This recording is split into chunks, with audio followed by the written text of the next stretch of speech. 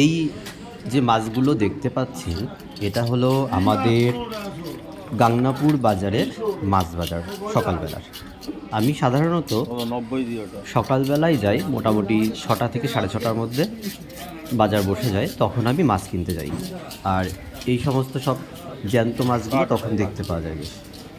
তো এখানে দেখতেই পাচ্ছেন বিভিন্ন রকম মাছ, যেমন জিওল মাছ, যেটাকে ক্যাটফিশ বা শিঙি মাছ বলা হয়, শিঙি মাছ, সরপুঁটি মাছ, গ্লাস কার্প, সিলভার কার্প, জ্যান্ত কাতলা, মোটামুটি তারপর তেলাপিয়া বা লাইলন টিকা, এই সমস্ত মাছগুলো রয়েছে।